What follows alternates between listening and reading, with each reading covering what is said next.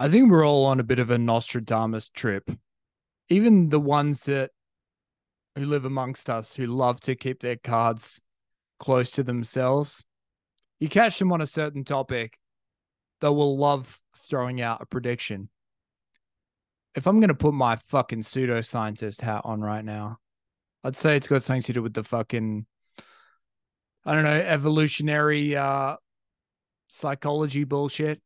Back in the day, we were roaming around cavemen, cave women, cave people, and you'd see a big fucking storm rolling in, and some cunts are going to be like, "Nah, it's going to blow right past us," and then some dude would get a bee in his bonnet. Some cave dude who like never said anything, but just this one time, because he considered himself a bit of a fucking weatherman back in the day. Yeah, he'd be watching the winds and paying attention to shit and kind of like thought he had things. He's like, no, we need to take shelter right the fuck now because that thing's going to blow right over us. We're going to be fucked. He'd really be, fucking pounding his, pounding his stick in the ground, making a point. So everyone would be like, whoa, calm down, Larry. All right, we'll go with it this time. And then so everyone fucking stops what they're doing and files into the shelter. And then the storm passes 50 Ks away. Not a drop of rain around the cave people's shelter. So Larry was fucking wrong. Everyone else is right.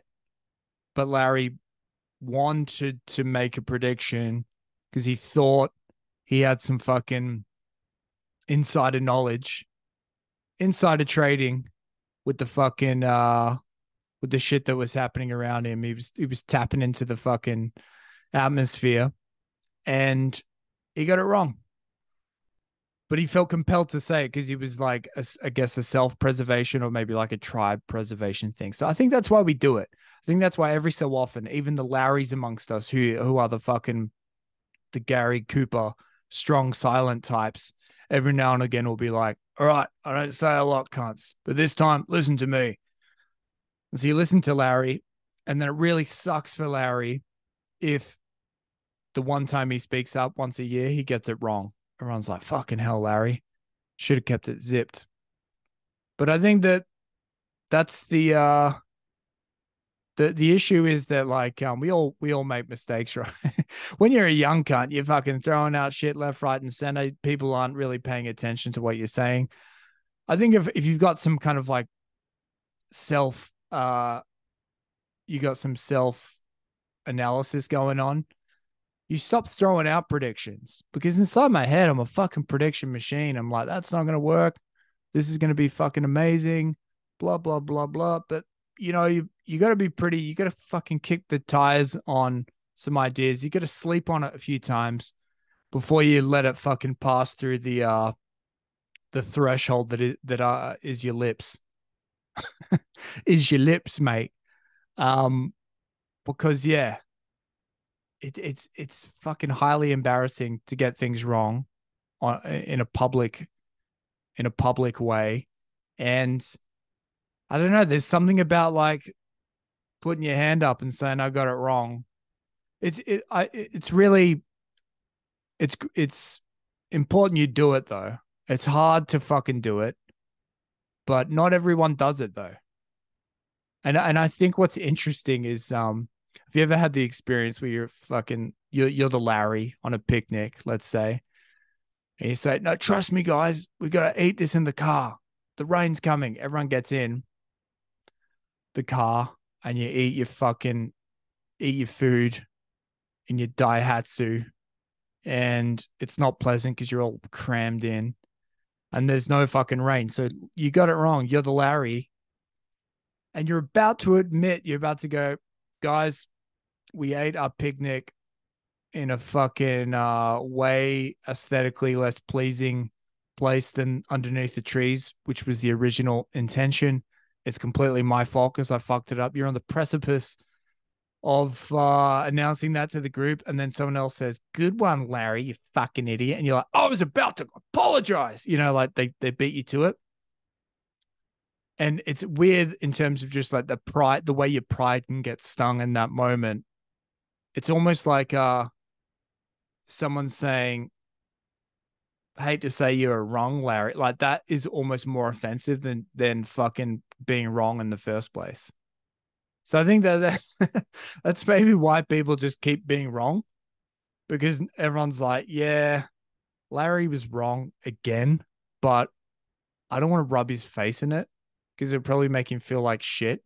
So they don't rub your face in it. And then eventually just Larry stops apologizing because Larry's like, "Well, they know I fucked up and they know I probably feel guilty, but fuck it. I don't want to go through the indignity of apologizing. So I'm just going to pretend I never said it. And I hope they do too." And so maybe that's how people become like wildly fucking just throwing out, all these fucking wild theories, and their hit rate is terrible because they don't get called out. People just be like, "Yeah, I don't want to be rude."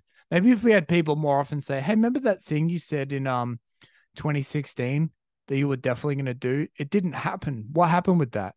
You guaranteed me. You said 100% this is going to happen by 2018. So you had a 2-year window. It's now 2023. It hasn't happened. What went on there?" You don't do that because you kind of like people in glass houses. People are going to start pointing back at you. So here's my solution. Right? Is if you're going to make a wild proclamation about things, we need kind of like legally binding contracts, or maybe not that far. Just kind of like simple bookies or whatever, where it's like, "I think this will happen." And then you put, I don't know, this is something that fucking blockchain could solve or something, where you put it on the fucking chain, baby. You say, "Here is my prediction. Um, it's now public record. And this is kind of like the end date in terms of like when I think it will happen." And I think that would allow people to have more accountability in terms of what would be happening. Because if someone threw out a wild fucking Larry proclamation, you'd be like, "All right, Lair, do you want to put it on the chain, bitch?" And then at that point, he'd have to say, you'd have to make a call. You'd either be like, "Yeah, dead set, let's do it." Or he'd be like, "Yeah, nah, man, I was just feeling myself, slept on it, and I don't really feel that confident about it."